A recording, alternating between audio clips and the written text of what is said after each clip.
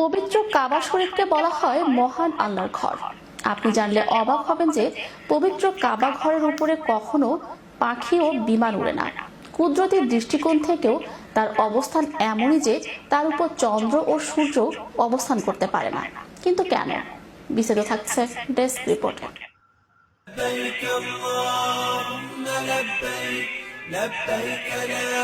পবিত্র কাবা শরীফকে বলা হয় মহান আল্লাহর ঘর। আপনি জানলে অবাক হবেন যে পবিত্র কাবা ঘরের উপরে কখনো পাখি ও বিমান উড়ে না। কুদরতের দৃষ্টিকোণ থেকেও তার অবস্থান এমনই যে তার উপর চন্দ্র ও সূর্য অবস্থান করতে পারে না। কুরআন এবং বিজ্ঞান প্রমাণ করেছে যে গোটা পৃথিবীর কেন্দ্রবিন্দু ওই স্থান যেখানে খানায়ে কাবা শরীফ। মহান আল্লাহ রাব্বুল আলামিনের এক বিস্ময়কর সৃষ্টি। মুসলমানদের কেবলা কাবা শরীফ। প্রতি বছর লাখ লাখ মুসলমান কাবা ঘর তাওয়াফ করতে মক্কা গমন করেন।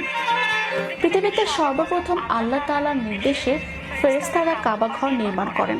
কাবা ঘরকে উল্লেখ করে মহান আল্লাহ তাআলা পবিত্র কুরআনের সূরা আলে ইমরান এর ৯৬ আয়াতে বলেছেন, নিঃসন্দেহে সর্বপ্রথম ঘর যা মানুষের জন্য নির্ধারিত হয়েছে সেটাই হচ্ছে এ ঘর, যা মক্কায় অবস্থিত এবং সারা জাহানের মানুষের জন্য হেদায়েত ও বরকতময়।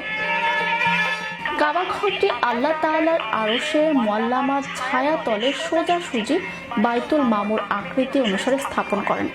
হযরত আদম রাদিয়াল্লাহু আনহু ও বিবি হাওয়া রাদিয়াল্লাহু আনহু উভয়ই আল্লাহ তাআলার কাছে ইবাদতের জন্য একটি মসজিদের প্রার্থনা করেন।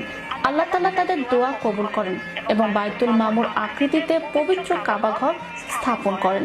এখানে হযরত আদম রাদিয়াল্লাহু আনহু সন্তুষ্ট চিত্তে আল্লাহর ইবাদত করতে থাকতেন।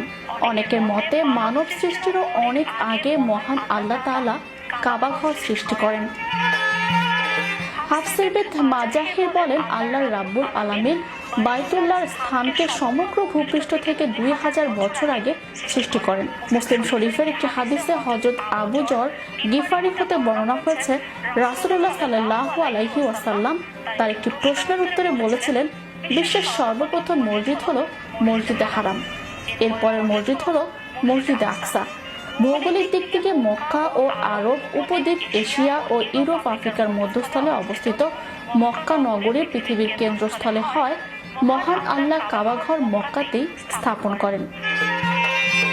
জিলহজ মাসের ৮ তারিখে ১২ তারিখের মধ্যে মূল হজ অনুষ্ঠিত হয়। জিলহজ মাসের ১০ তারিখ ঈদুল আজহার দিন। ওই দিন কোরবানি দিতে হয়, যা হযরত ইব্রাহিম রাদিয়াল্লাহু আনহু